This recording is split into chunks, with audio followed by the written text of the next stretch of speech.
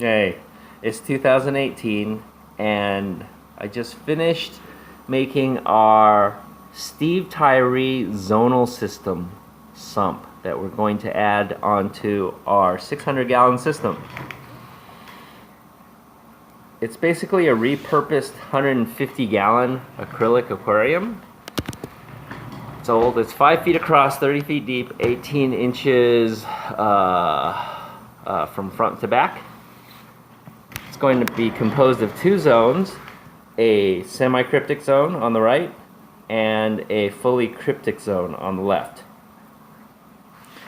Let me explain a little about the design of this thing. I have not seen any videos about designs on zonal system sumps, so I want to put this online for everyone to see. Basically, this old aquarium had an overflow box here. I've repurposed it to do the opposite, to be the input box. You can see like the weir, the teeth that were on here at the beginning, and I actually cut out a section for emergency overflow. Now, let me explain about these holes. It's basically to diffuse the water as it comes into the sump. There's some calculators online that are pretty indispensable for this kind of project. It basically gives you, it spits out the flow rate in whatever units you want. Once you punch in, say, gallons per hour and also square inches of flow area, if that makes any sense. So basically, like, if you calculate the surface area of these holes and our flow rate, which will be 1,000 gallons per hour, it spit out a value of 27 centimeters per second. And that's quite high, and it's beyond Steve Tyree's recommendations for a semi-cryptic area, but it is so hard to drill more holes in here. It's 30 inches deep and you can't climb into this tank, and so this is the best I could do. So I'm hoping that the live rock that will be in front of this will serve as a further like diffuser, obviously, and will slow down the flow, because the important part of this semi-cryptic section is the majority of the flow falls within this Steve Tyree's suggested semi-cryptic flow rate. Now, I use the same online calculator to calculate the flow rate that would result in not adding this particular clear baffle, and it was too slow. So to speed up the flow, I basically made this channel where the water comes from this diffuser box out into here, then here, and then this way. So this channel that I've created is 9 inches by about 21, the eventual water height once I install this thing. So that will result in a theoretical water flow of 13 to 15 centimeters per second, which falls in the top range of Steve Tyree's suggested semi-cryptic zonal flow. So hopefully that works. Once it passes through this little channel section of the semi-cryptic zone, you have to imagine this whole thing will be loaded up with live rock. Once it passes through this first section, it will hit this diffuser plate. And I thought that overflow box thing was hard to drill. This took me about 2.5 or 3 hours. This is the main diffuser plate that separates the semi-cryptic to cryptic areas.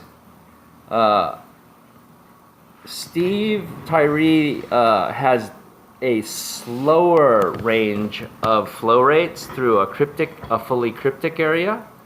Hence, the massive number of holes that I had to drill into this diffuser plate. Now, my calculations, and hopefully they're correct, is this diffuser plate will result in a flow rate in the cryptic section of 3.7 centimeters per second.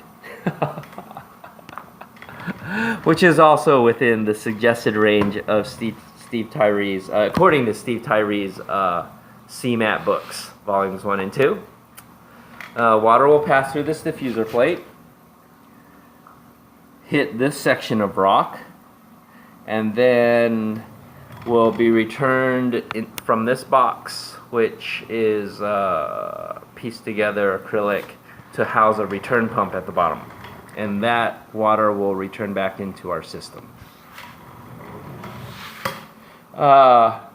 We'll see if this works. I'll install it next week, but and load it up with live rock. But it could actually, there are a couple possibilities that could happen. It could strip our tank of so much nutrients like nitrates and phosphates, which are already very low, like bordering on 0 in our system. But I've been dosing potassium nitrate, and I think it's something with potassium in it. Anyways, to get our levels up and feeding Reef Energy A and B. So hopefully this will add diversity, because Steve, in his books, he basically talks about his zonal system concept is basically like, in his books, he talks about like that whole system replacing protein skimmers in a Berlin system. Now, just to replace a protein skimmer with acryptic and semi-cryptic zonal sump is kind of silly. Skimmers are easy to buy. You can get them in all sizes. Whatever. So, what he doesn't talk about is the additional stability that's added inside into your system once you have this kind of zonal system sump going. I believe it could be for legal reasons. Or something else that Steve does not hammer that point home. But, you know, Steve is like one of the OGs of, he is the OG of SPS and other corals. I think he was the first person to regularly import these things in the 1990s. Maybe late 80s, but I think 1990s. Anyways, I think Steve like kind of stumbled upon this as a symptom of LARS, lazy ass reefers. But anyways, he noticed a tremendous amount of growth in sponges, bivalves, pods, or basically other cryptic and semi-cryptic creatures, feather dusters and all sorts of stuff in his sumps.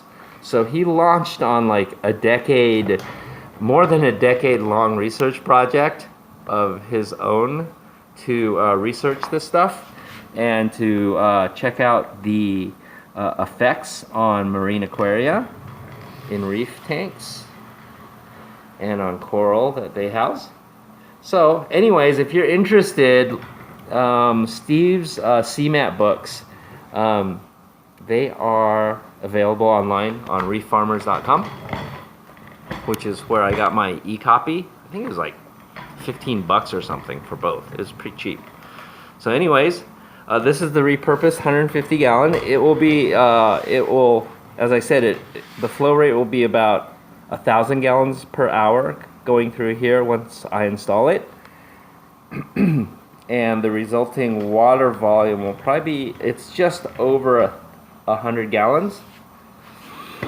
And so we'll see if it works. We'll see if it adds stability and diversity with respect to our system. I'm pretty sure it will. I'm gonna get either aquacultured rock from Florida, which has all these pests on it, whatever. It's fairly controversial. Or I will get the seed packs from Steve from reeffarmers.com of sponges, bivalves, whatever, all the critters. And hopefully that will improve the stability or survivability, actually, of our SPS and other corals, and make the colors pop out even more. Because, you know, a lot of times when you take maricultured or semi-maricultured stuff and put it into a reef tank, it changes, right? Based on light, based on all our artificial conditions. But this kind of zonal system, hopefully, in theory, will vastly increase the biodiversity and types of bacteria and other microfauna in our system to make it more stable. All right, it's long enough. Here, give you a top-down shot, semi-cryptic section, and fully cryptic section. And I don't wish this on anyone to drill like hundreds of holes into diffuser plates. I found that to be like the toughest thing. All right, that's it.